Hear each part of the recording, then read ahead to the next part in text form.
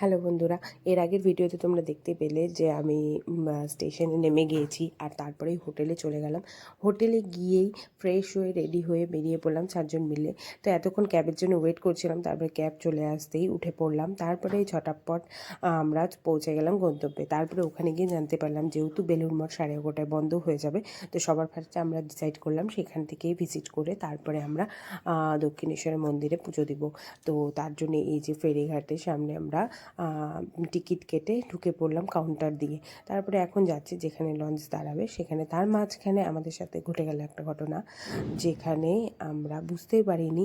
দেখে মনে হচ্ছে জোয়ারটা অনেক স্লো আসছে, কিন্তু যখন আমরা লঞ্চের সামনে দাঁড়িয়েছিলাম তখন বুঝতে পারলাম কতটা ধাক্কা দিল। এই যে আমরা অলরেডি এখন যাচ্ছি একটু আগে তোমাদেরকে দেখালাম যে প্রচুর জোয়ার আসছিল, আমরা দাঁড়িয়েছিলাম। আমরা চলে আসছি বেলুড় মঠে। তো এখানে প্রচুর রোদ ছিল, তাই আমি ছাতা ফুটিয়ে নিয়েছি। এখন ভিতরের দিকে যাব, যেহেতু ক্যামেরা অ্যালাউ না, তাই আর কিছু ভিডিও করতে পারবো না। এখন চলে আসছি দক্ষিণেশ্বরে, এখন আমরা পুজো দিতে যাবো।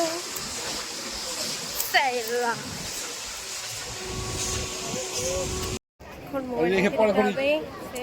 নিয়ে এসছি, পুজো দিতে যাবো।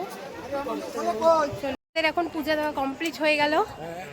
ওখানে বাইরে জুতো, মোবাইল সবকিছু রেখে আমরা ভিতরে গিয়েছিলাম, যার জন্য ভিডিও করতে পারিনি। এই যে দেখতেই পাচ্ছ, এখন আমাদের খুব খিদা পেয়েছে, যেহেতু সকাল থেকে আমরা উপোস ছিলাম। এখন আমরা যাব কিছু খাওয়া দাওয়া করবো, যেহেতু উপাস তো ভেঙে নিয়েছি প্রসাদ খেয়ে। এখন যাচ্ছি কিছু খাওয়া দাওয়া করতে। তার সাথে সাথে গঙ্গা জল বোতল কিনে, ড্রাম কিনে, আমরা ছোট্ট পুচকু ড্রাম কিনে আমরা একটা গঙ্গা জল নিয়ে নিচ্ছি।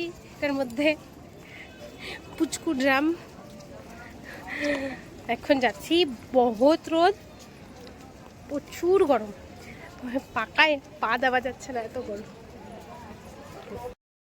খাবারের মধ্যে এই লুচি ছিল, তো নিরামিষ বলতে পুজোর সামনে এটাই খেয়ে নিলাম আমরা সবাই মিলে।